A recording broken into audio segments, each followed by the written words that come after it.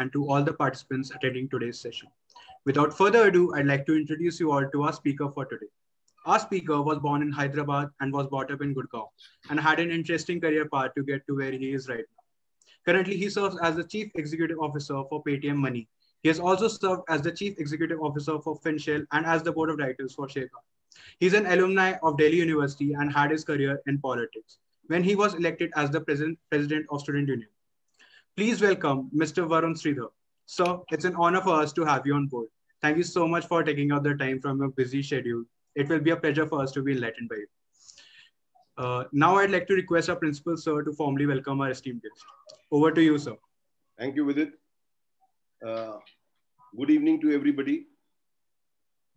On behalf of Sri Aurobindo College and on my personal behalf, first of all, I welcome Mr. Varun Sridhar, who is the CEO of Paytm Money, a leading company which helps people in investing. I think it is the only digital platform which has such a reputation that people do come at this platform for investing in the mutual fund voluntarily. And for the student convenience, let me tell you here that when you invest in the mutual fund, either you invest through intermediary or you invest through direct plans. Means there are two plans, direct plans and through intermediaries.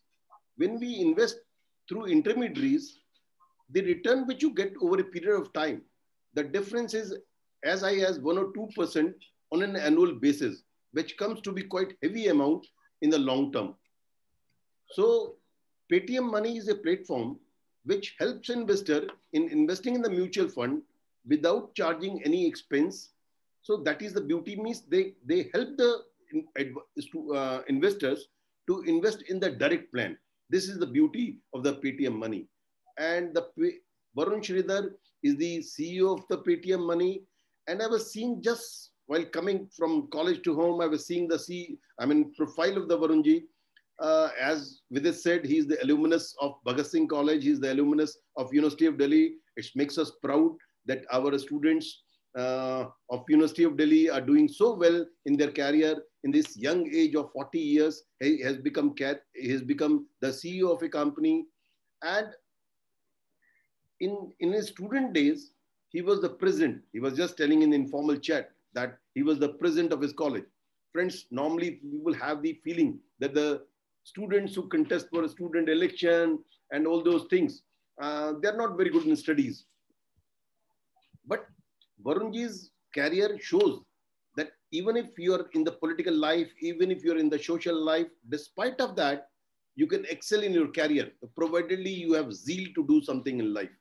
And as I was seeing the profile of Varunji, he has served various reputed organizations, Citibank, PNB Paribas, where he was instrumental in getting the Sharekhan, a very digital platform, digital company on board. And he has a good illustrious career. So the idea of inviting him is basically a student can take clue from his career and get proper motivation to be a young, successful entrepreneur and successful career in their life. So Varunji, we are very thankful to you for taking time out for our students. I am sure students of this college will take clue from this lecture and they will also be motivated to do good in their career. With these words, I would like to thank this Nivesh Society also, the teacher in charge, head of the department, which we normally call in the other universities, Dr. Anjali Aroda, and all the other colleagues who have been instrumental in making this program happens today. And I'm really thankful to all of you for organizing this program. With these words, I welcome Varunji formally and Varunji, this lecture will not only be, live on the different platforms, but this lecture will always remain as an asset to us, and we'll keep on playing this lecture time and again for our students in our YouTube channels. With the college has an official YouTube channel, we'll keep on playing, and any student can see and get motivation by seeing your lecture and get benefited by this lecture. Thank you very much. Thank you. Thank you. So should we get started? Yeah, yes. Excellent. No, so first of all, good evening, everyone. We're going to spend the next hour together. I'd like to thank everyone who invited me. The first time I got invited to Aurobindo, I was telling, I think 99, and then 2000, I spent some time, I think those 2 years, I used to have friends in college. I used to study at Bhagat Singh. and Bhagat Singh was fairly close, and we used to always hang out together and talk and so on and so forth. So I have good memories, and I'm asking how's the campus, is it still the same, has it changed, etc. Right? So I go back a bit in DU, and it's kind of nice to come back, and anytime somebody invites me, I come. But let's get to the point. What I'm going to try and do with all of you is spend about 30 minutes, maybe 40, doing a monologue. At the end of it, I would love that you ask some questions. If you have questions in between and while I'm talking you're not able to understand, please go ahead and start typing it. My suggestion to you is don't look at Varun Sridhar as a CEO of Paytm Money. Okay, I think let's abandon that for 5 minutes immediately for the next 1 hour. Look at me as a normal person who's here to share with you. And I hope that along my journey, along my life, you find some reasons, some motivation, something that you want to change. Right? I always tell students who listen to me saying, hey, look, at the end of this 1 hour, promise to yourself that there's one thing that you will change tomorrow. Right? And then that makes me very happy. And 10 years from today, if you meet me at a coffee shop or you do something, or you want to WhatsApp me, or you want to LinkedIn, Twitter, whatever, right? Write to me and say, hey, Varun, I heard you on 30th March 2021, and I changed this in my life and I'll feel more happy, right? So, the CEO designation is a very fancy one, but it has no value beyond a point. I think what you should look at really is talking to an individual who's been through a journey. And I'm going to try and spend my time at the beginning part of my journey because, that maybe is more useful for you at the age group that you're in, right? So let's go rewind back all the way.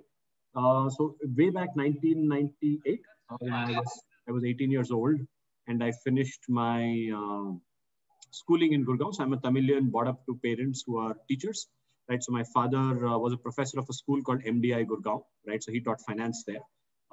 So that's a coincidence that I'm in finance, right? But yeah, so he used to teach finance and he was one of the first professors of the B school. So my uncle and aunties, my teaching at home, everything was about finance. And my mom is a principal. She still runs a school for Hero Group of Companies in Daruheda, which is about 60 kilometers from where you are. And, she runs a rural school, teaching rural girls and rural kids for about 30 odd years and helping, that part of Haryana, which is fairly remote way back, 30 years back, be a very developed part, right? So I've been born to teachers and, being Tamilian in life, the only thing they teach you is to study, right? So till I was 18, that's what I was. And like everybody else, I ran this what you call very famous Indian rat race, right? Saying, "Aapko padhai karna hai, padhai ke alawa kuch nahi karna hai."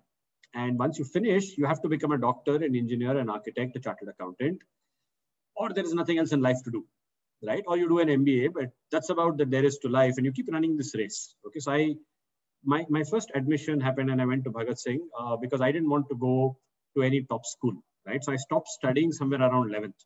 Okay, so I would go blindly into my exam, and I used to get very decent scores, right? So I was smart. I knew I could study, and I was decent at education, so I could walk into any exam and I would get my score that I wanted. But I got 65, I think 66%. I got some 84 odd percent in my 12th, and then they pushed me into Bhagat Singh, and I got admission, and I was happy. So I got admission into 2 colleges, one a very top school, I'll not tell its name, in Delhi University. And there, I went and checked and asked students, what do they do? So everybody was very studious. So padhai wale log the. I went to Bhagat Singh and asked students, what do they do? So, we party, there is PVR next door. And, at that time it used to be called Priya Cinema. And, I used to really enjoy. So I said, okay, Bhagat Singh is my college of choice. But I wanted to do something different with my life. I think I kind of felt that I wanted to be different. But, I came to Indian parents. I came home and my dad said, "Nahi, tum chartered accountant banoge bano." So I gave my chartered accountancy exam and I became I got a All India rank in CA Foundation. Right. So I was happy. And I did my, what you would call stipend training that time for 2 years. And 1 week from my CA inter exam, about roughly, I think 1 week, 15 days, it's way back. And there was the college elections happening. So this is my final year in college in BCom honors, and I was studying and elections are happening. And one of my friends in college, and she was, I'm sure some of you study statistics, and Professor S.P. Gupta, right? So she was his daughter, and obviously born to Dr. S.P. Gupta is nice. And so S.P. Gupta, MP Gupta, and they were telling me, saying, "Hey Varun, you must contest elections. Ye sab log jo election ladte hain, dekho inko, they don't know about student issues, they don't understand, they can't even have a proper dialogue, so let's do it." So I said, "Yeah, okay, let's do it." And I went home and I told my dad, "Dad, I'm not going to do my CA anymore." Right? He said, "Varun, what joke is this?" Right? I said, "No, I'm joining politics and I'm leaving my chartered accountancy because I don't see myself as being a chartered accountant ever again." Right? So that day, I took the first most important decision of my life. I left my chartered accountancy, right? After 2 years of training, after doing a CA foundation, and I never finished. Okay. That was the last day I ever did my chartered accountancy. And I ended up joining politics and elections. And, being a Tamilian, I was very thin. and I was very, very studious. I used to have a bike, and normally elections are not so easy. So we used to have a lot of fighting and all that. And way back, it used to be very, very political, right? So we used to have guns and the whole work. And you needed a lot of money to win. And I had nothing. I had no money. I had no French circle. But the only advantage I had was I think I would speak, right? And I could, I was decent, I was honest, and I was simple. And so we filed our nomination papers, and elections happened, and we won. So we got, I think, some 90% of all votes, right? Because everybody in college voted for us, and there was ABVP and NSUI. I think they're still there, and they didn't win, and we won. We were independent candidates, right? And Bhagat Singh, it was kind of cool to win it. And when I won, I think we realized together, the 3-4 of us, we got together. We ran the college for 1 year. Now we I think did a fantastic job. But what it made me realize is, in life, it's important to take some decisions on your own, right? And so I stopped running what you would call the Indian rat race ever then, right? So immediately, my father obviously gave up on me, right? I forgot to tell you, when I told him I'm quitting on my chartered accountancy, he gave me a nice slap, right? Jor se. And he said, Varun, tumhe kuch nahi aata hai life mein, And I said, okay, it's my life. I will deal with it the way I have to, but I'll take my decision and I'll be responsible for it, right? So starting 17, I've never taken 1 rupee from my parents, ever, right? For my rent, for my food, never, right? Now I'm 40, so it's been 17 and a half onwards, I've worked, and whatever I had, if I could save something at the end of the day, I would take and enjoy my life. But I never went to them and said, give me pocket money, right? I want to buy a new shirt, then I would do something to make money to buy a new shirt. And that's how my life went. And I'm going to spend some time at the beginning because I think that's very interesting for you, because you're going to make some choices that will last you the next 20 years. My choice, president changed me, because I all of a sudden could stand in front of 5,000 people. And I still remember Sheila Dikshit called me one day. She said, Varun, I wanted to speak in front of some Delhi university, some 20,000 students, and she wanted me to talk. And I said, ma'am, kis baare mein? She said, tum khade ho jao, tumhe jo man mein hai bol do. Right? And life was funny. But I slowly started to discover a new Varun, which otherwise I would have never done. And I've been a chartered accountant, right? Now, being a chartered accountant is not bad for some of you who are doing it, but it's one's choice.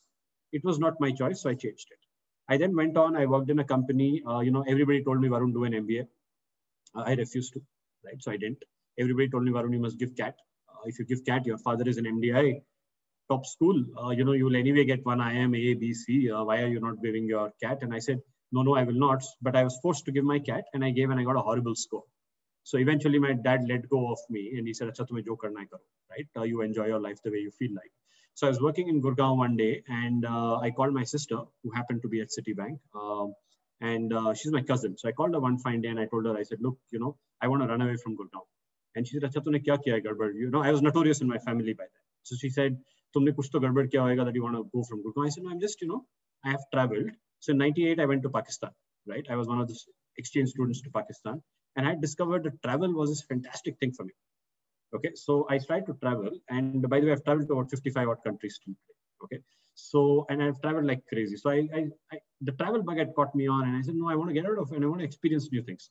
So I told her, she was working in a bank. It was called Citibank. So my first banking job happened because I told her, I said, can you find me something far away from Gurgaon? Whatever the job, as far as it can. So my first banking job was in sales in Cochin.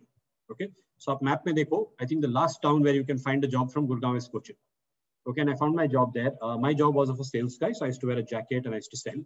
So next time somebody calls you and he's a sales guy or she's a salesperson and you on Truecaller block or make an irritated face, remember 20 years from today, that same person could be lecturing you about life.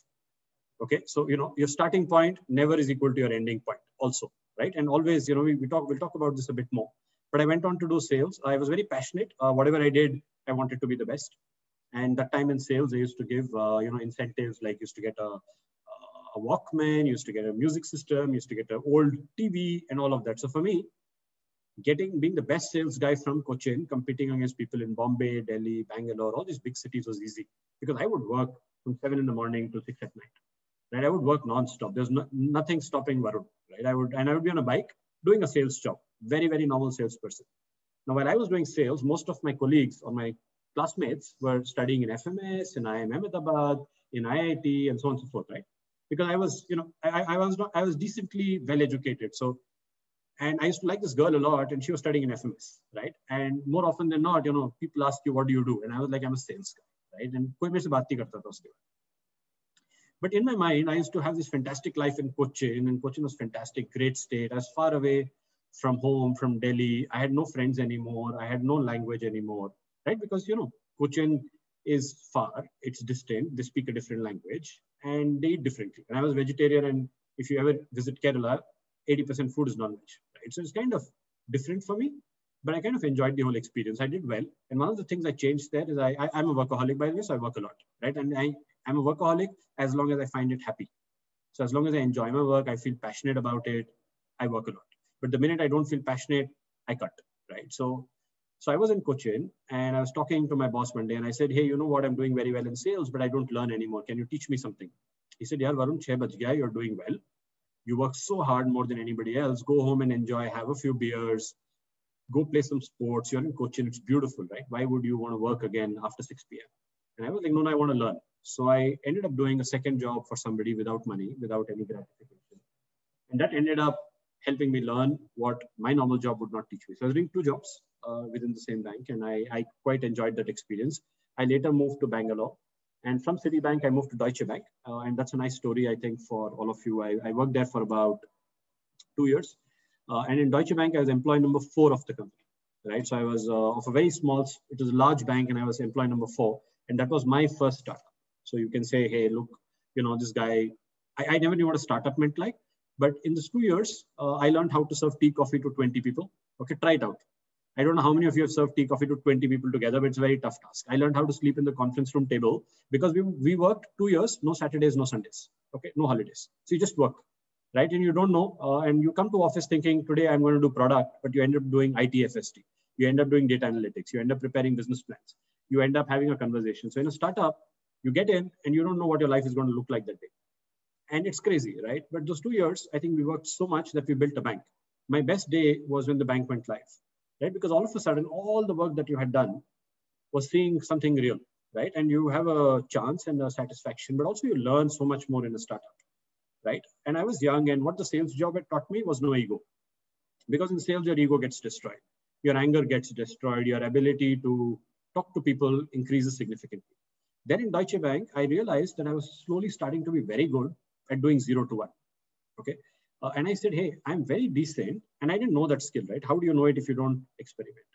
And I said, hey, if somebody gives me a problem that doesn't exist, I'm good at thinking about it, solving it, putting it down on a piece of paper, structuring it, putting Excel sheets, documents behind, doing analytics, then getting it approved, then talking to people, then rolling it out, and eventually marketing it, right? And when you discover that you know something, you start to build on it.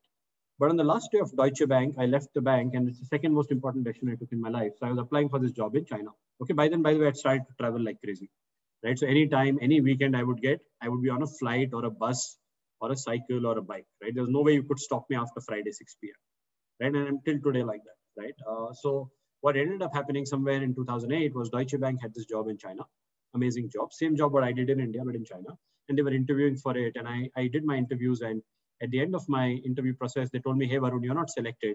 We are selecting somebody who's your colleague, but he's from IIM Ahmedabad, right? So starting that day, I started to say, and the person, the German CEO, he told me something which really hurt me. He said, look, you're from Bhagat Singh, and I don't know your college. I've never even heard of it, right? And I don't think it's ranked or renowned or whatever. So how can I, who are you, right? But that guy is from IIM, so he's going to get the job. And I was like, sir, I'm 20 times better than him, and you know it by results, my record. He said, yeah, I know all of that, but I can't give you the job. Instead, I have a very nice offer for you. So I said, so what is it? He said, look, we're sending you to Germany. We will sponsor your MBA. You will be paid your salary, plus you'll be paid the school fees, plus we'll pay your food, transport allowance, whatever. And you have a 5-year contract in Germany and enjoy your life, right? And he was very congratulatory, saying we have identified you as a top talent, etc., etc. And for anybody, that's great news. But for me, having heard that, in 30 seconds, I resigned. Okay. And I went back to my desk, very angry. And I came back and told him, I said, sir, you should hire me for who I am, not for who you want me to be. Right. And that was the second most important decision I took in my life. I quit the very day and I decided I have to do my GMAT. I gave my GMAT in a week's time from there. And I got a very poor score of 620. Right. So when you get a 620, most colleges are asking you, are you Indian?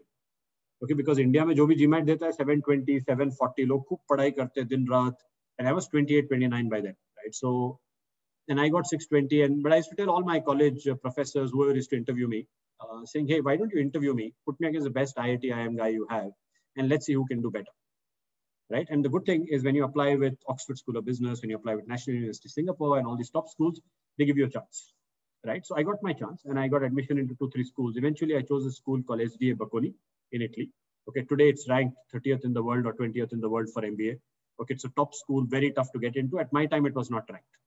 Okay, so at my time, it was maybe Italy's best school, but it was never, top 20 in the world ever.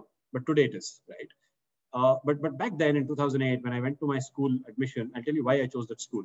Because there was this lady who was maybe 55, 60 in Delhi in one of the school campus fairs. She was the best dressed lady I had ever seen in my whole life, right? Like real. Maybe she was 55, maybe 60. The stall was beautiful and she offered me the best coffee. Okay. Like the best coffee I've ever had in paneer chocolat or chocolate croissant. And I ate it and I said, wow, if this is Italy, I'm going, right? So I asked, and there were all these interviews happening. Baki itne sare Indian parents, Oxford Business School, Singapore Business School, and the American schools. But this stall, Italian stall, had very few people. So after my interview, she said, Varun, we like you. Do you have any questions? I said, ma'am, how many Indian people are there in Italy? She said, very few, because, we don't speak English. It's cold and everybody eats meat and, most people are vegetarian. And I was thinking to myself, saying, this is my dream college. No Indian people around, right? And, no Indian parents to worry about. No competition to worry about. All of a sudden, I'm in a different world and maybe I'll learn something in Europe. So I decided to join Bocconi. They decided to have me and I went. I wanted to be a top investment banker because by the way, I'm a banker all through, right? And I went to Italy. Day one of my business school, right? I'd lost my father 30 days before my MBA and I'd got married 60 days before, okay? So it all happened in 3 months. My life completely changed, okay? So great marriage, you lose your dad and you go for your MBA, right? And my wife then had gone to her MBA in America, right? So she was studying at Georgia State. She was brighter than I am. So she went there and I went to Bocconi. Because at that time, Bocconi was, okay, the Bhagat Singh of Delhi University, right? And that's how it is, right? Life is like that. Everything is ranked. So I went to Bocconi. Day one of my B school, Lehman Brothers collapsed, okay? Why is that important? My second most important message to you, look forward to a crisis, okay? I wanted to be an investment banker.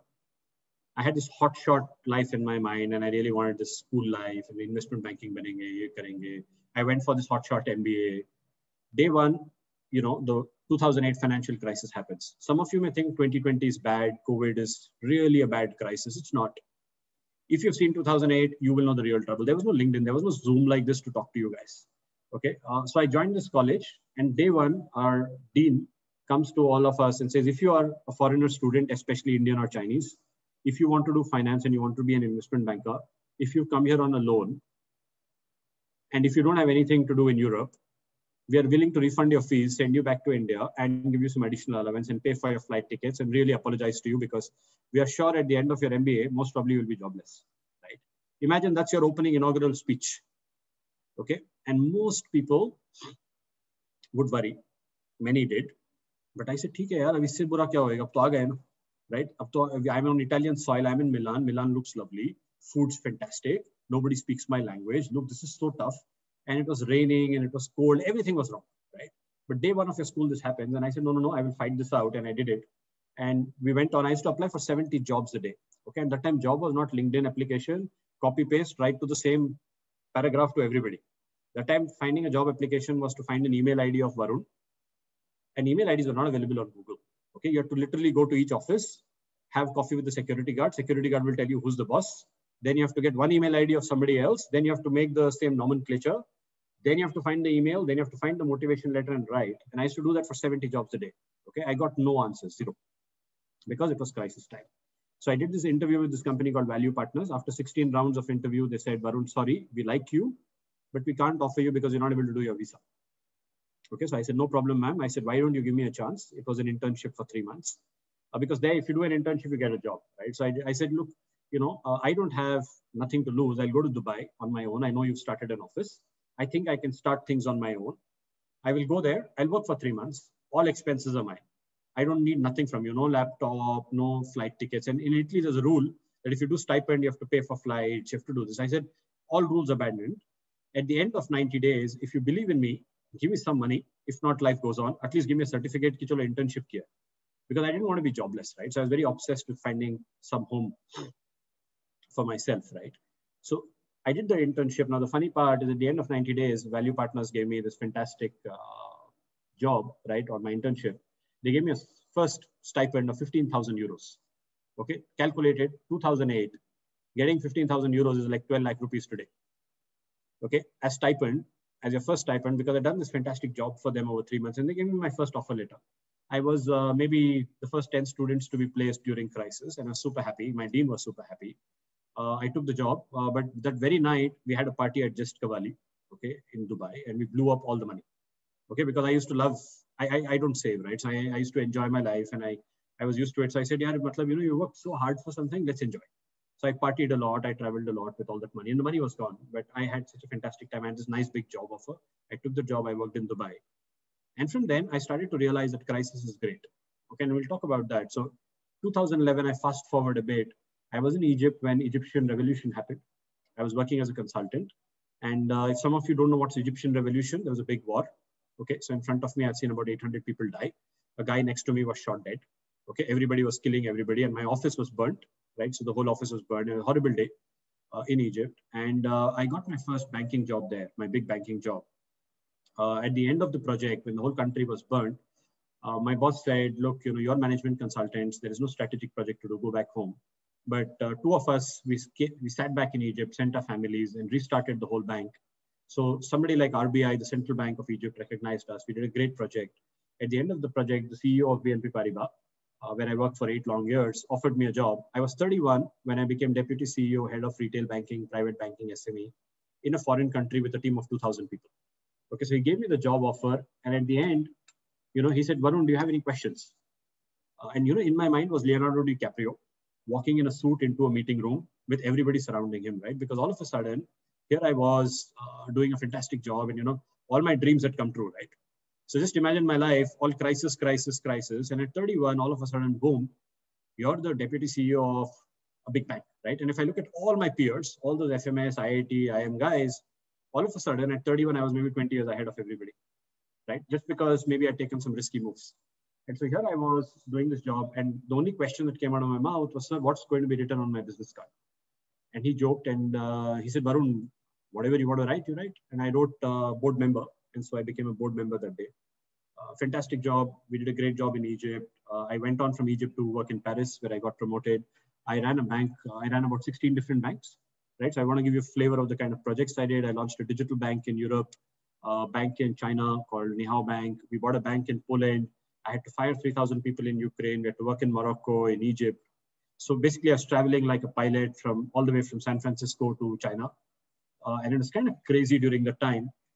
And why do I mention that to you? Because normally, most people would want stability.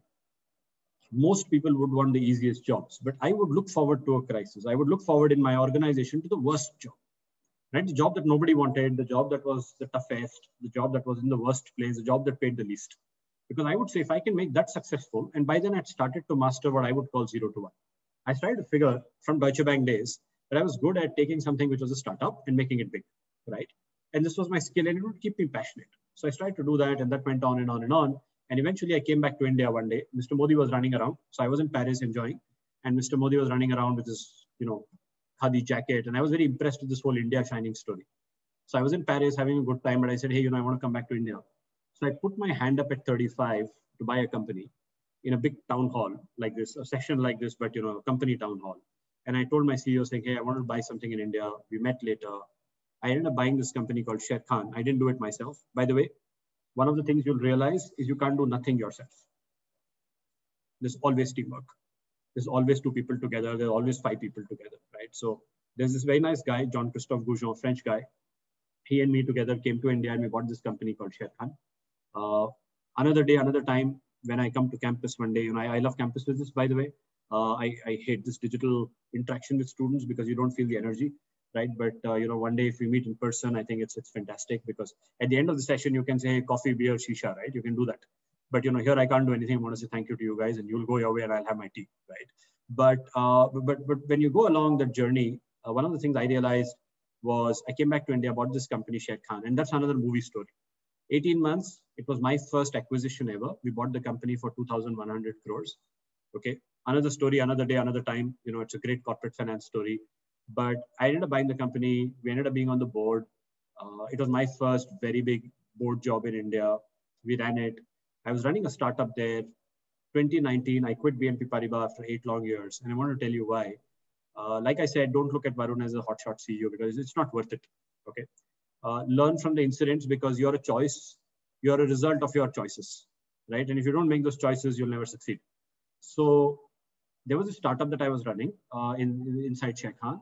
And we were 30, 40 days from launch when BNP Paribas from Paris called me and said, hey, Varun, look, we need you to close the startup. There's a liquidity crisis in India and we can't let you run a lending company. Okay, this is to 2019 IL&FS liquidity crisis, right? And so they said, Varun, you have to close and you have hired 100 people. We want you to fire them. You come back to Europe and we have a job of a big job waiting for you in a big bank and you'll become a big guy. But, you know, we like you, but your team and your startup project is not nice, right? And by the way, men can cry. It is fully allowed to cry. It is legal to cry. If you don't know how to cry, contact a girl and ask her, how do you cry? And do some training classes because it really helps you relieve your tension. Okay, most men don't cry. In India, especially men don't cry. Okay, but you know, when somebody from Paris called me and said, hey, look, Varun, we are shutting down your project. It was my baby. I felt really bad. I cried for a bit and I told BNP Paribas, I said, thank you guys. I said, after 8 years of loyalty, if you can't trust me with a small project, I don't believe in you anymore. So I'm going to quit. And they said, no, Varun, we don't want you quitting. And I said, no, but I want to quit. And I want to do my own thing. So I sold my company, the company I had created and myself to a company called Oppo. Okay, you all know Oppo, OnePlus, Realme. So I was working with Oppo, which is called FinShare. I was running their financial services business in India. Another startup with another investor. My first true startup, right? Now, this was first time mine. This was not nobody else's. This was my money, my life, my idea, my execution. A year into the startup, the Chinese investors and me had a difference of what India meant. Okay, my version of India was different from theirs. So we gracefully decided to part ways. I parted ways because I'm a Zoom recruit. Okay, you'll say, what the hell is a Zoom recruit? So like I told you at the beginning of my life, crisis is great. Look forward to it. So when COVID happened, everybody was sad. You know, I'm a CEO of a company. It's not easy to find jobs as CEO. Imagine how tough it is to find jobs as interns. So you magnify that 1,000 times. It's tough to find CEO jobs. Okay, very, very tough because they don't exist. Okay, they don't come, they don't get advertised. So one day I get a call from a very important person in India called Vijay Shekhar Sharma. I'm his fanboy since 2014. Okay, if you don't know him, he's just fantastic. I think he's, you know, he's the true God you must worship, right? Because he's just, you know, he knows his stuff. He's very good at his job. He's thought about Paytm for 20 years, you know, and he's built Paytm. So I was his fanboy since 2014. He knows me for the last year or so. And when I got a call from Paytm saying, hey, Varun, we want you to join, I was, wow, this is the single best thing that could happen to me. So I got recruited a lot over Zoom. I've never met the company I manage. Okay, so I manage this company called Paytm Money, which is India's #1 digital wealth management firm. But funnily, I have never met any of my teams, or they have never seen me. So they don't know how tall is Varun. Is Varun a fat boy? You know, I think 5 or 6 people from my company have seen me. I have seen 5, 6 of them. We run India's largest digital wealth management firm of Zoom. Okay, we run it out of this company. What you see on the back, most of my team thinks this is Varun, right? So, and they see, like you guys see me, they see me. And we build a relationship. We run a very large company. I'll talk a bit about, you know, before I go to professional and about Nivesh and about investments, I want to take a break, right? And I spent a good 25 minutes, 30 minutes on my career. I'll tell you why. Not because it's great or anything. Don't look at it like that. 3 messages. Choose any of those 3 messages that you feel are right for you, but do it. Okay. First, stop running the Indian rat race. There's no race to run against your friends, against your colleagues, against your professors, against your parents, brothers, sisters. Jo bhi sab bolte hain, suno, but do what you feel like. Because I think that's the single most important character of a true successful person, right? Own up to your decisions. 90% of them will be wrong. 10% of them will be right. Okay, but trust me, when it's right, it is so right that you will love it. And when it is wrong, also you will love it because it's your decision. So first, please don't stop running the Indian rat race. Run a race of your own. The only race you need to run is you versus you, or me versus me, right? Even if you don't run that race, it's better. But don't run me versus the other guy. What did that guy get salary for? Because you'll see that You'll all, for the next 10 years of your life, that's the only thing that you do. Who is teaching what? Who is with whom? Who drives what? You know, the day you start running that race, you lose. Okay. Before you start, you lose. But the day you stop running that race and you start saying, hey, look, what is my life worth? What can I do? You will start to succeed. And it takes a bit of time, right? But message one. Message two, look forward to a crisis. Crisis is the single best opportunity. If you look at my life, you know, everything has been a crisis, right? All the way from 2008, where I shouldn't have done my MBA, studying at Bocconi, then graduating during 2008 financial crisis, then 2011 Egypt, then 2014 Greek sovereign debt. I didn't talk about Sher Khan crisis, where it was horrible for 15 months. Then 2019, I got fired almost, right? You can say, hey, Varun got fired and I joined Oppo. Then I joined during COVID. I changed my jobs. But you know, now what I do, I look forward to a crisis. मैं तो wait कर रहा हूँ हर 2 साल में crisis हो, and my life can go forward, because I know in a crisis that 99% of people are pessimistic. Okay, and let me inform you this, right? Most important thing is the world is in a washing machine. The world is changing faster. Just think about it, right? When I was 18, 19, 20, the world was not changing the way it is changing today. And the world is only going to change faster, and you're going to be in this washing machine. The washing machine is not going to stop. And when you think it stopped, somebody will hit the rinse button. You think it stopped, somebody will hit the rewash button. But you're going to run. Now, it's your choice what you want to do. But look forward to a crisis. Next time a crisis happens, be ready with a team. Be ready with people who are positive. Go and find those people, right? Because that's what will make a difference. And third message, most important, is as young people in India, I wish I was graduating when you're graduating today. I would have done my life differently. I would have not studied. I would have traveled the world. I would have gone to 80 countries, worked in a bar, worked in Starbucks, worked in McDonald's for $8 an hour, carried my backpack, never taken money from anybody. But I think I would have enjoyed my life, because there's no better learning, no better MBA, no better engineering than travel. It teaches you so much that you do that. And along that journey, you figure out what you like, right? Because, you know, along this journey of mine, while you may think, hey, Varun is this studious guy, I'm not, right? So I party most probably more than any of you can, right? I skydive, I play tennis, I run marathons, I do deep sea diving. You know, I drive almost anything. Very recently during COVID, I discovered a passion to drive a bullet. So I bought a bullet, completely dismantled it, and I'm remaking my own bullet now. Okay.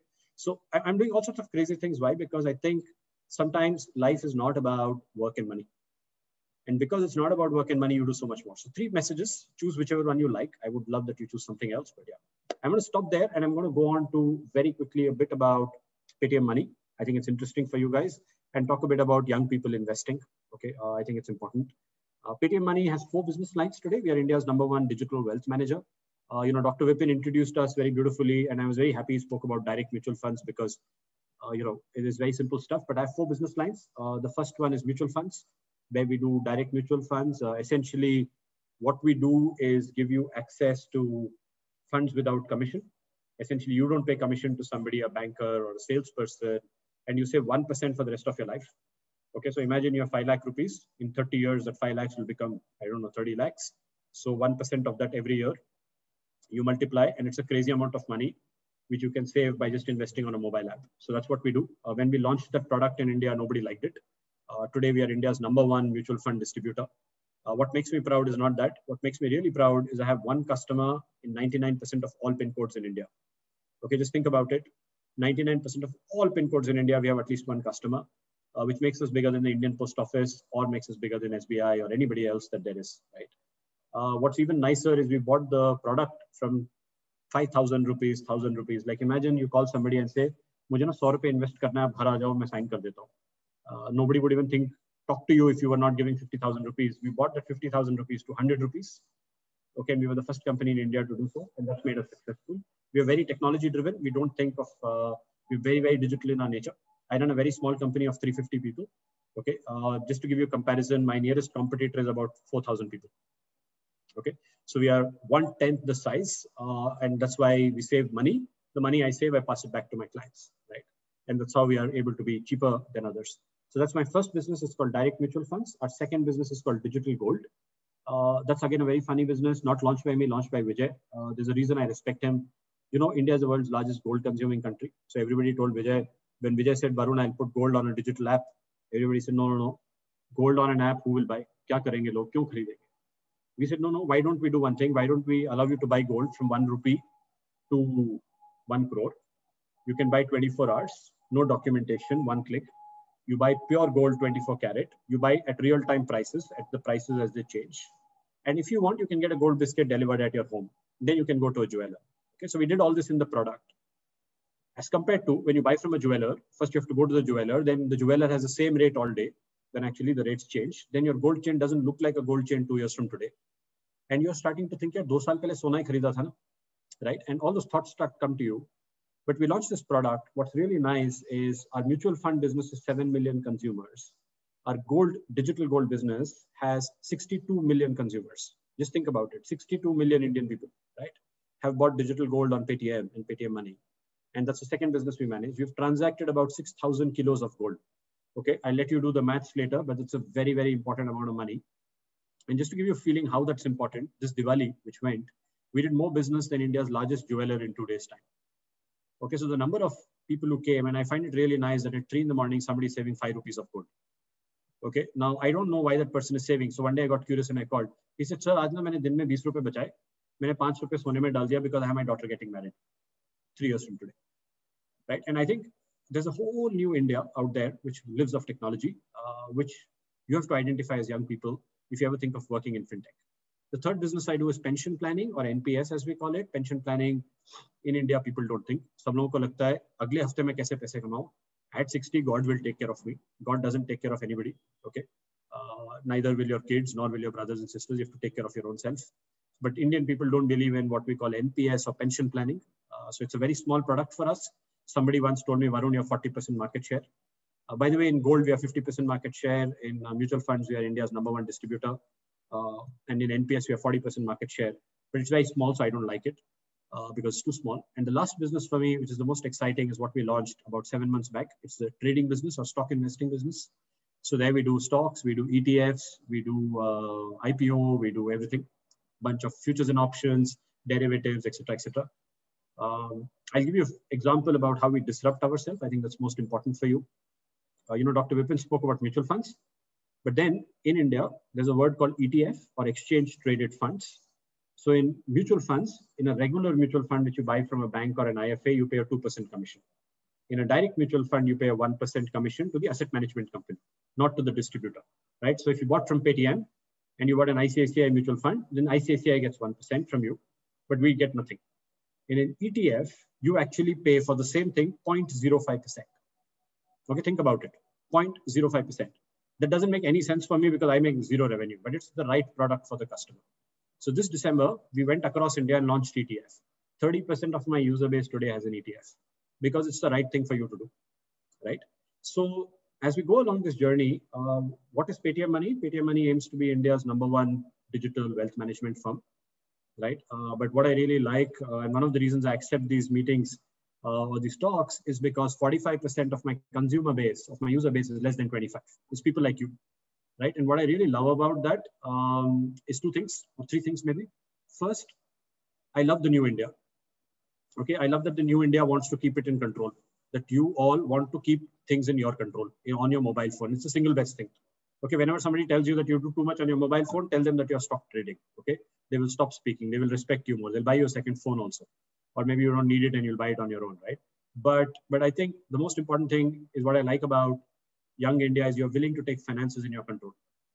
Okay, and if you're not, you're late. Okay, because most of India is. So as a young Indian person, learn to manage your money. And you don't need tons of thousands of rupees. 1,000 rupees, which is equal to your canteen bill for 3 days, or your travel bill, or your shoes. You can buy 1 Nifty ETF, 1 gold, 1 BSC ETF, 1 large cap ETF, 1 stock, 1 SIP. आप ये सब 1,000 रुपए के अंदर खरीद सकते हो, right? So one of the things I always tell people is Monday morning, get up, and for you guys, it's tomorrow morning. Tomorrow morning, invest 1,000 rupees, and don't invest all in one thing. Invest in 6 different things. Choose whatever you like. Doesn't matter. Worst case, you lose $1,000. Most probably, you'll make $2,000. I don't know. Doesn't matter. But invest to learn, right? But that's the first message to young people who want to invest. To take the first step if you haven't already. Second step, which I think is very, very important, is learning. You learn to drive before you drive. ऐसा तो नहीं कि आप गाड़ी निकल के पहली बार दिल्ली के अच्छी सड़कों पे निकल जाते हो. right? As a, you know, you don't go to swim till you first stood in a shower, maybe a bathtub, then a small swimming pool, then a swimming pool, then an ocean, then a beach, right? There's a sequence. When I did scuba diving, I didn't directly go into the ocean and start diving, right? You get a bit of learning. When you want to graduate and you want to work for a job, you do it. When you do that with everything in your life, when it comes to money, why don't we do it, right? I have a big, you know, I'll make a statement, maybe Dr. Vipin and Dr. Anjali and everybody will not like, but I'll say this. Indian education is great. We produce the best architects, chartered accountants, doctors. We are the best. But we don't teach people how to manage 500 rupees. So when you graduate, you're great. You're looking for a job to make money, but you don't know how to manage your 500 rupees. You know, I don't know what's that worth, right? So from your perspective, as you think about the Indian education system, there's a big gap. It's called investor education. So learn before you invest, please. Okay, spend some time. There are enough resources online. Okay, invest your time and energy. And that's message number 2. And message number 3, and the last message, I'm going to stop there yeah, maybe open up for questions, is very specifically for girls who are listening. I hope there are a bunch of girls in this audience. You know, there's a very nice video we made. It's called Financially Equal. I don't know if you saw the Paytm video very recently. It's a black and white video. Okay, if you haven't, please, for all the girls in this room, please go to YouTube right now and see Financially Equal video. Yes, we have seen. Oh, yeah, excellent, Riya. And, you know, I feel that the women in India need to stand up and need to own their financial power. And you need to take the first step, right? And I'm very willing. And at the end of this call, I'm going to leave my WhatsApp number, my LinkedIn, my email ID to everybody. Okay, right? And then, you know, I'm going to put it in chat so it doesn't go on YouTube, right? Nahi to problem ho jayega, right? Otherwise, so that all of you can get in touch with me and you can ask me personal questions as students. But I'm going to stop there. You know, thank you for, I'm very happy. Please ask me anything you like, right? Personal question, professional question. How do you find a job in fintech?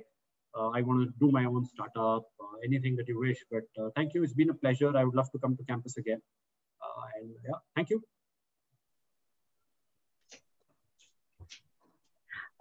Thank you so much, Mr. Varun. It's been a pleasure to have you and hear from you all the life experiences. I must say it has been an incredible session. And I'll take up a question, you know, that comes to my mind. And before I do that, I just have to say one thing. When you say the college is not preparing students to manage 500 rupees, I must say that now, at least in our college, under the leadership of Dr. Vipin Agarwal, principal, and the efforts, we definitely are making the students more educated and more aware by a series of these initiatives every now and then, maybe from the stock exchange, inviting people like you. And it's been a pleasure. Just one more thing that I wanted to ask in terms of when we talk about Paytm Money, you know, what are the few key strategies that you share in terms of your success story? Like you've incredibly illustrated how your life journey is. What is the future and what are the key strategies that you are looking at when you talk about the new India? Okay, so first, I'm glad that you know, students are learning how to invest 500 rupees. You know, personally, I would never let anybody pass. If I was a dean of a school, right, my parents are teachers, right? मैं तो कह दूँगा आप 500 रुपए invest नहीं कर सकते हो तो आपको graduation नहीं मिलेगा, right? Like, what's the point, right? At the end of the day, and I think that's, you know, unfortunately, the Indian board and CBS, you know, all these things, you know, they don't teach that. It's the truth. But okay, good question you asked me. What's the future? I think there are 3 things from a fintech perspective, right? And I'll talk about that a bit. First, as 2020 to 2030 is India's single best decade for fintech. Okay, so if you think about financial services, 2020 to 2030, single best decade. So as people who are 2021 graduating from here, fantastic year, fantastic 10 years. You've got a great period in front of you. Why? Because 2-3 different things are happening. The first thing that's happening is technology over the last 10 years has come together. Regulators have come together. Government has come together. People like us are creating new platforms. All the action is happening. But the single biggest change is in India.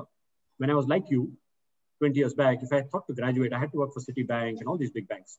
Today, I can do my own company, right? And India has changed, and there's all these new startups that have come. And I think you owe it to yourself to make most. So that's change number one, which I think is the evolution of the new India, of the startup India, of the new fintech India, right? And that's a great, great moment.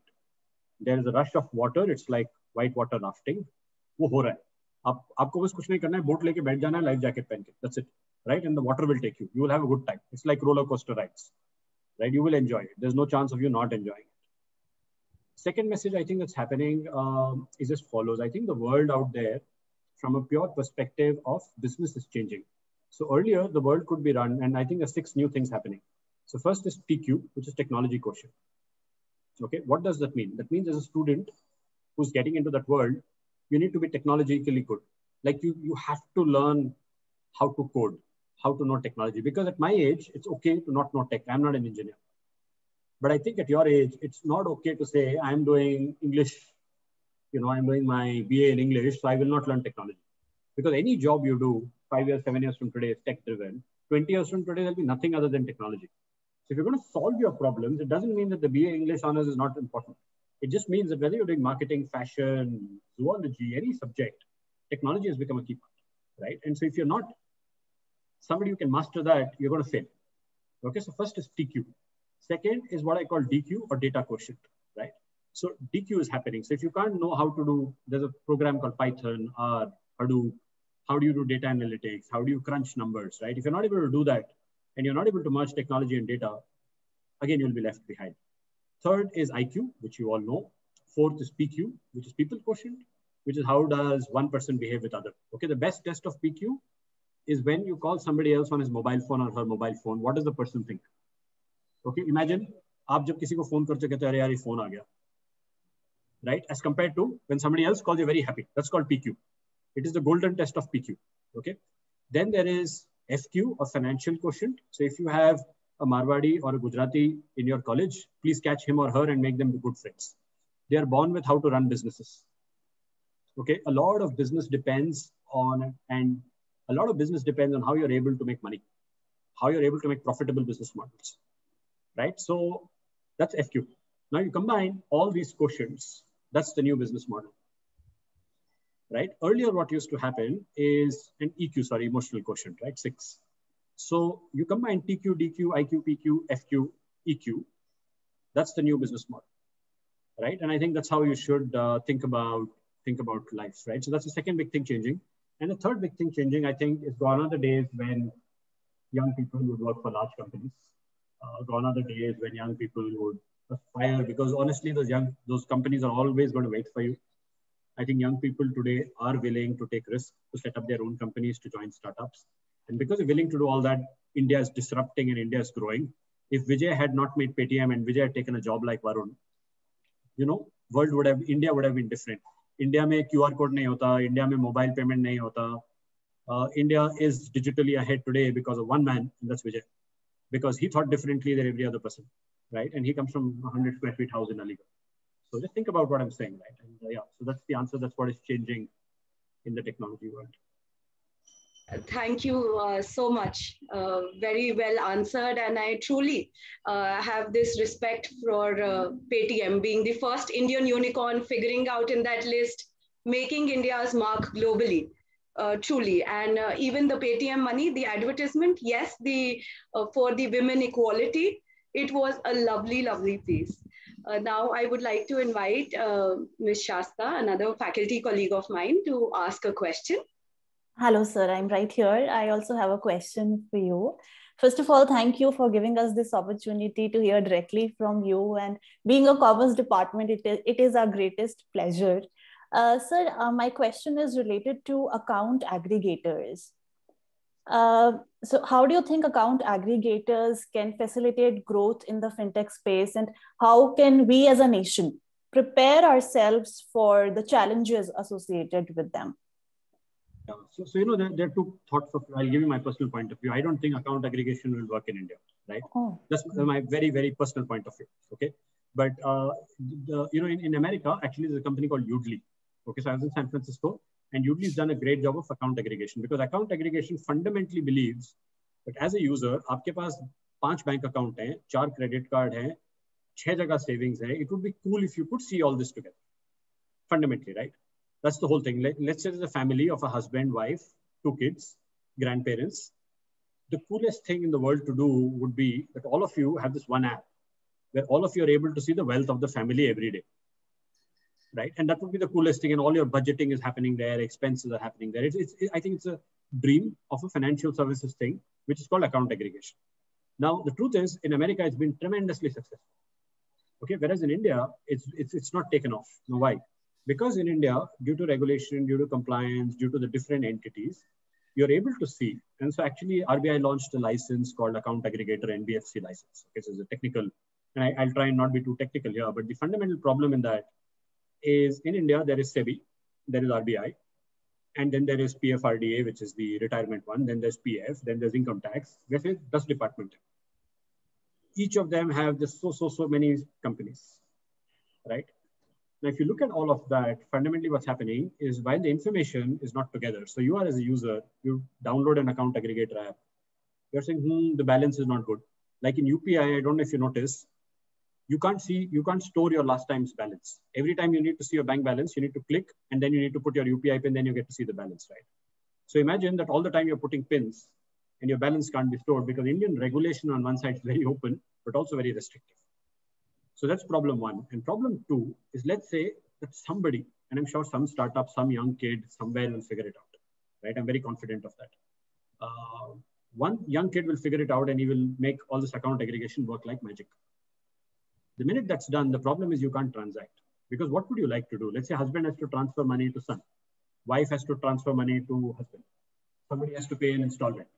All that should also be possible. Because view only has no fun. One of the things we talk about often in startups is you have to solve something.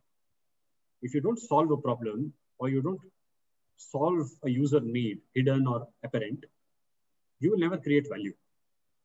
Right? So what did QR code solve? QR code fundamentally solved me asking you for a number. Aap sabji wale number laga do, right? And everybody can pay you. Your Zomato, it's done. Fundamentally, it solves something, right? Fundamentally, Paytm Money Mutual Funds allows you to invest anywhere. Fundamentally, my stocks business, right? We solved by reducing the pricing from 20 rupees across India to 10 rupees, right? Nobody had the courage to do it. We did it because my team is 350 people. In account aggregation, what are we solving? We are solving nothing, unfortunately.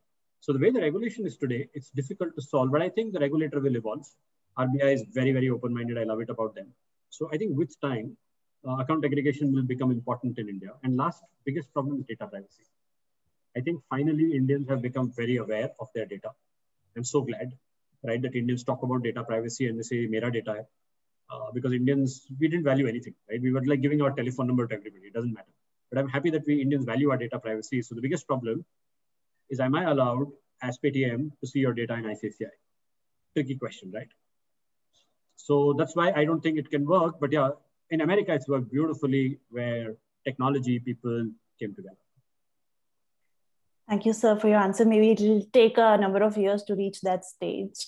Yeah, you know, sometimes like Zoom, 1 year back, if somebody had said everybody would be on Zoom, nobody would have believed it.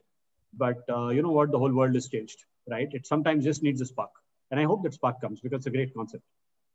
Thank you, sir. Thank you so much. Vidit, over to you for the students' questions. So we have received some questions from the students. I would like to just go ahead so that you can address them. SEBI has increased its margin from 25% to 50% and to 75% in coming future. Don't you think the retailers who are coming in big numbers into the market would be impacted by this? And since you charge only 10 rupees a trade, would this not affect your balance sheet with these rise in margins? Okay, very, very good question. Whoever asked this question, can I know the name of the person who asked this question? This is asked by Kunal Srivastav. Okay, very good. So all of you should get in touch with Kunal Srivastav later, okay? He at least knows exactly what he's asking about, which is good news. Very, very good, sharp question. Essentially, Kunal, good question. Is margin affecting Paytm Money? No, it's not, okay? For one very simple reason that we are a discount broker and margins was used by old school brokers to give extra leverage to some clients. So क्या होता था? कुछ client, because SEBI के rules है. So उस time rules were not prescribed. जैसे आप 10 रुपए डालो, so some brokers could give you 1,000 rupees to trade in the market. Others would give you 100, depending on the risk policy. Now, some people knew other people, so they would say, ha, I know you, Vidit, I know you, why don't you take 10,000 rupees? So Vidit was trading with 10 rupees in his pocket for 10,000 rupees, and the broker was taking the risk. Now, that was very wrong, because essentially that leads to market manipulation, and that leads to a lot of consumers taking risk beyond what they could imagine they had. Because a broker can just increase your leverage, right? And you don't even understand what leverage means. And all of a sudden, you're stuck with a big loss. Now you say, hey, I will at max lose my 1,000 rupees. Not true. Because let's say your trade goes wrong and you have to pay 5,000 rupees, the broker now flags you off as a defaulting customer, right? And you can't open your broking account anywhere else, and slowly you become negative in CIBIL. It led to a lot of trouble. So SEBI, what it did beautifully is to equalize this across brokers by making a rule, saying if you're trading in Reliance futures or options, this is the margin you can get. If you put 10 rupees, you will get 20. End of story. Doesn't matter whether you go to Paytm, whether you go to X or Y or Z, right? So for Paytm Money, as we launched last year, that was the single best news. So actually, it's helped me greatly, because all of a sudden a user says, if the leverage is same, why should I pay somebody 100 rupees to trade or 20 rupees? I will do it at 10 rupees.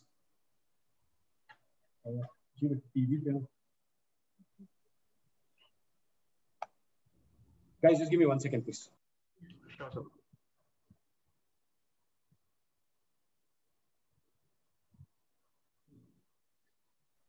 Okay, work from home has problems, right? So, right. So yeah. Okay. Yeah. So I think margin per se is good, right? Because margin allows you to trade. Now, does it bring the business down? No, it doesn't. I think it's been great for retail investors, because it helps all retail investors become more stable, take exposure which they can manage, right? Now, by the way, we make 10 rupees of any trade you do, irrespective of amount. So you could trade 1 crore and you would pay me 10 rupees. You could trade 10 lakhs and you would pay me 10 rupees. So our trade is not as a basis of percentage, and I don't make money off margin. So for me, it doesn't matter, right? So actually, it's been very welcome by all the digital brokers. All the old school full service brokers or physical brokers don't like the rule. So there are two schools. The digital people are happy because it's transparent, it's open, it is truthful, right? My business is very honest, right? Whatever you have to pay me, you'll see it. There's nobody to talk to, nobody to negotiate with. It is what it is, right? Yeah. So moving on to our next question from another student. We have seen all the discount brokers are offering less brokerage at the same time. They are failing to meet the required technology for such heavy volumes, seeing the client base, and due to this, retailers are at loss. What's your take on this? Who's asking this question, man? This is asked by Aman Beniwal. Okay. Also, Aman Beniwal is in the list. Okay. Some of you know, very, very, very good. I'm very surprised with these questions, which are very good questions. So let's go a bit deep. Okay. Today in India, India's #1 broker does about 3 million transactions a day, to give you a feeling. Okay. And 3 million transactions a day is a lot, but it's not much. To give you a comparison why it's not much, Paytm last month in February, last month in Feb, did about 1.2 billion transactions. Okay. Imagine doing 1.2 billion transactions single-handedly. Our accuracy rate there was 99.99%. The only time we went down was when either NPCI went down or somebody else, something happened, and we had one incident, okay, as Paytm, which affected maybe some 200 customers. Okay. Compare that with our nearest competitor, we are about 4% better. So the nearest competitor is at 95%. Okay. Now that's what Paytm brings to the table, which is scale, technology-led. Right? Because we don't have people. You'll never see a Paytm branch office saying, "Acha, aap phone kar lo, hum aise kar lenge." We don't do all that, right? We're just fundamentally solving things using technology. Is the Indian investing industry ready for what I would call the investment boom? It's not. Hard truth of life, it's not. Okay? Because today, somebody like me, I do about 2 lakh trades a day, and I'm 6 months into my launch. Okay? I'm a startup. We are only 6 months into business, and we do already 2 lakh trades a day. Okay? My 2 lakh trades a day work at 98% accuracy. I've had issues, right? Why do I have issues? Because I have like 20 partners to deal with. I have CDSL, I have Exchange, I have like 20 other people sending OTPs, sending PAN number verification. All of that happens together. Now, unfortunately, India was never ready. Okay, to give you some numbers, India has about 15 million, 15, Demat accounts which are active. Out of the 15 million, only 5 million people are actually active. Paytm believes that 15 million number will go to 100 million because there are 400 million people using mobile as a payment tool, right? And there are 600 million people using WhatsApp. So why are only 15 million people investing? Very big question to ask. So that market is going to change. as that market changes, all this technology has to change, right? So what's essentially going to happen is all this technology change that's going to come in, right, is an important one. Is India ready? No, it's not. But what's great about India is we will get ready fast. We are fairly okay, right? I think somebody like Paytm, so I'm preparing as we speak with it, and I forgot the name of the person who asked the question, right? About we are preparing our technology for 10 million trades a day. Okay, so 10 million, right? And today, nobody in India even dreams of doing 10 million. And we are already ready to do 10 million trades a day because we think as Paytm, one day it will happen. It's like Zoom. God knows when the day will come. It's like demonetization. Vijay prepared for demonetization for 8 years. You know, Paytm didn't become big because of demonetization. We were ready. Zoom was ready to make most of COVID. So as Paytm Money, we will be ready for the day when 100 million young Indians will come and say, I want to invest on a mobile phone and I want to buy a stock. And that day, all these transactions will explode. But yeah, not everybody is ready. That's important. So moving forward to our next question, this has been asked by Kushi. Do you think we would be able to see such dip in the indices in near future as we saw during lockdown? And if yes, should one wait for it? Okay, so you know, I always say this. So by the way, legally, I'm a regulated entity or a regulated person. So SEBI regulates me very closely. So I'm not allowed to give any advice on markets, right? And so I will refrain from answering what will happen in the market. Okay, but what I can tell you is as follows. Why are you worried about market? There's always an opportunity. Start learning. There's always something that is going up, something that's going down. Look at the last 20 years. Obviously, if it goes down, you should invest. Obviously, when it goes up also, you should invest. There are different strategies to invest. My suggestion to all of you, don't try and time the market. Be scientific, learn. There is something called technical charting. Okay, learn price action trading. There are multiple ways to learn all this. Learn that, invest time and energy into it. But start with 1,000 rupees and buy 6 types of instruments or 7 types tomorrow morning. Then you will truly see when you see your ETF, IT ETF or Nippon Bees, Gold Bees, Nippon Bank Bees, which is the banking index. When you see all this moving, you will learn yourself. So don't ever try and time the market because you can't. Up or down, you can't. What you can do is be ready with your strategies, right? And that's you know, whoever asked this question obviously is thinking to time, don't time. And second message, do an SIP. Get an SIP, get a stock SIP, get an ETF SIP, get an MF SIP, whatever you like. But get an SIP because it allows you to be disciplined about your investments. So, very well answered. So our next question brings from Shubham. He's asking, what was the biggest challenge you faced being a CEO of a very reputed MNC like Paytm Money? Okay, Paytm Money, by the way, is not an MNC. Paytm Money is a very, very Indian company. Okay, we are very proud of it. Vijay is very proud of it. Every time somebody says you're an MNC. So we are actually India's MNC in a correct way. But when you are in Japan, so I don't know if you all know, there's something called PayPay Japan. You should Google it. It is Paytm's first international venture. We are Japan's largest wallet today. Okay, so we started it and, you know, it's the first Indian technology exported to a country like Japan. It's cool, right? So what are the challenges? I think that's a very good question. I think there are 3 challenges.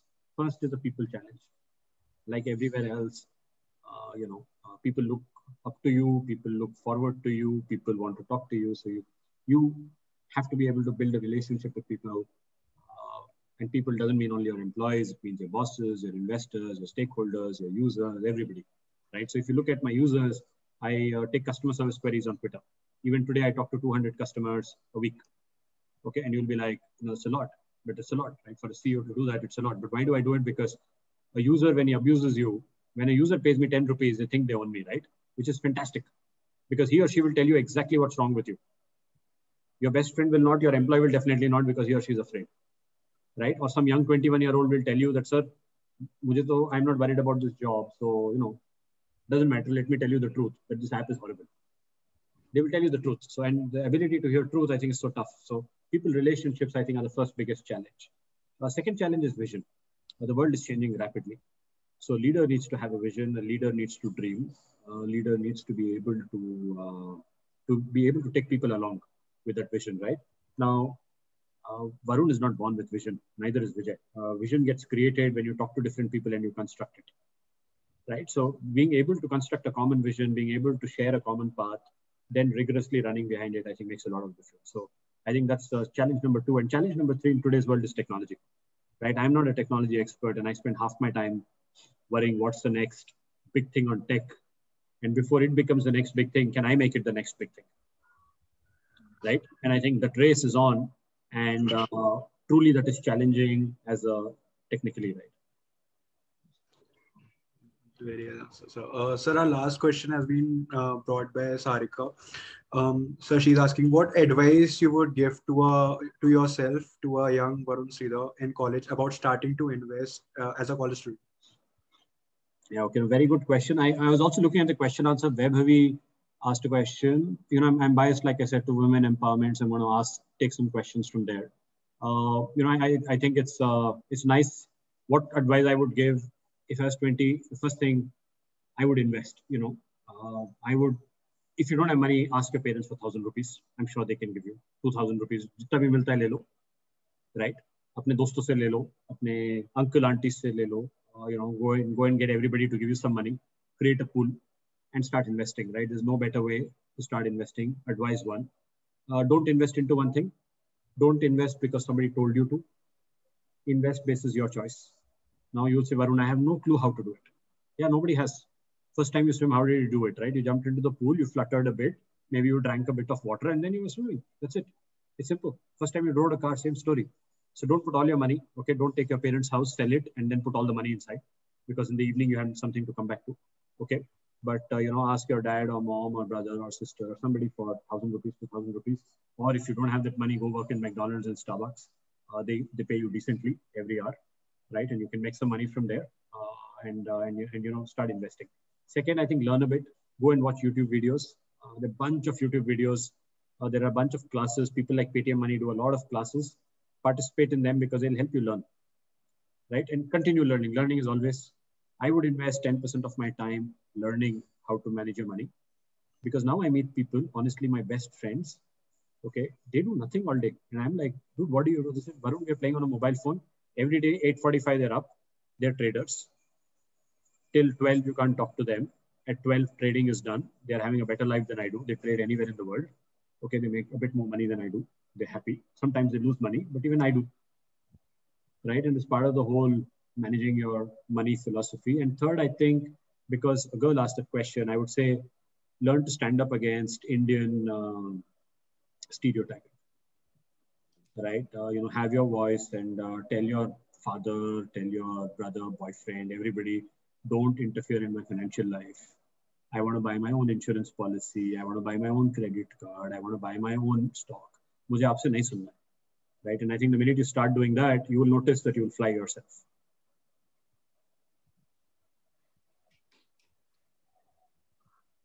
Yes, sir. So actually, I wanted to ask you about that. What's your opinion over real estate market? Do you think it's a wise decision to invest now, or should we wait, as many people say a bubble is being formed? There's, you know, this bubble all the time, everywhere. There is no one thing which is good anywhere, always, ever. Okay. One of the things you learn about investment is it's like going to a doctor and saying, I'm sick. Doctor is like, dude, you know, what's your blood? Let me measure you. Let me check you. There is a prescription, right? Everybody's different. So everybody has a different risk appetite and a different investment horizon, right? So from your perspective, one of the things that you need to think, is real estate good for me? How much money do you have?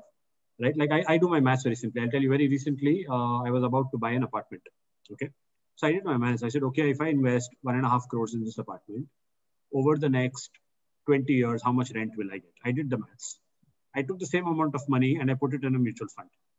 You know what it makes? Mutual fund makes more money. Okay. Then I was like, okay, if out of this 1.5 crores, I take 20 lakhs and I do trading on my own, let's say I lose the whole 20 lakhs. I still ended up making more money than I was making with my apartment. So I said, yeah, why not? But that's my risk appetite. That's my personal analysis and that's my personal thing. So everybody to his or her own. I would, you know, the only thing I would recommend young people is investments should not get you stuck to something. Like I find a lot of people, middle class families, especially saying, beta beti tum apartment le lo, loan pe le lo, uska EMI bharte raho. Now, because you have to pay an EMI and you have a home and you decided to buy a 3-bedroom home when you could afford one and you didn't need more than 1 bedroom, you're paying installments and your next 10 years are gone when you should actually be taking a risk and running a startup and going and buying, maybe traveling. So I think it depends on the age and so on, but yeah, that's my answer. So what will be the better choice, to rent a house or to buy the house with the EMI, as you just mentioned, financially?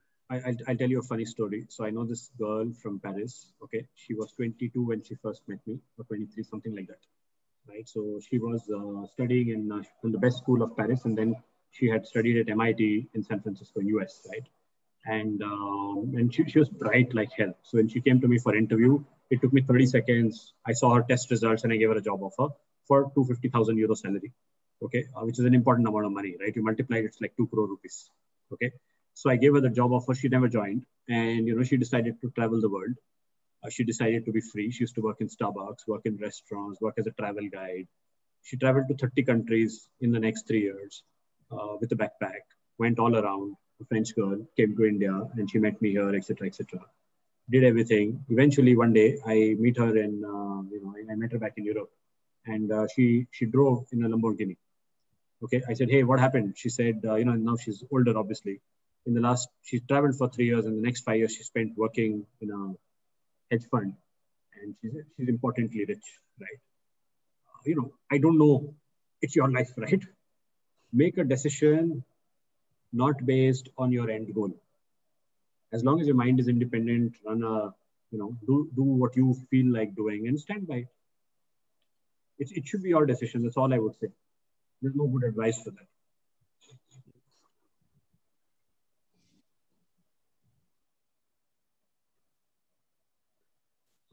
Yeah. So I think we are taking these many questions, and obviously we look forward to communicating with you even after this session is over, as you mentioned that you will give us your contact details. I would like to extend a very heartfelt thanks to our speaker for this session. It's been a pleasure to host you, Mr. Varun. And you have clearly illustrated that life is 10% what happens to you and 90% how you respond to it. So definitely, like Professor Klaus Schwab also said, there has never been a time of greater promise or greater peril. We all will start looking forward to a crisis. And on behalf of the entire organizing team, I extend my sincere thanks to our principal, the driving force behind all these initiatives. So no session is complete without your presence and inspiring words. Thank you so much. Our teacher in charge, Dr. Anjali Arora, for giving us the constant encouragement and guidance for our doing better and better every time. The finance and investment cell, Nivesh, the student coordinators, Vidit and Varun, thank you so much for coordinating and getting us here such incredible speakers, and learning from them. I am sure all the participants who have actively involved in this session have takeaways from you and have learned so much that you will definitely get a call hearing what all we changed from tomorrow onwards. And in the end, I express my deep sense of appreciation for all those who have directly and indirectly contributed to this session. Thank you so much. Have a very good evening, everybody. And I think with this, I sign off. Thank you. Thank you. Have a nice evening. Pleasure being here. Thank you. Thank you very much. Thank you so much, Varun. Thank you.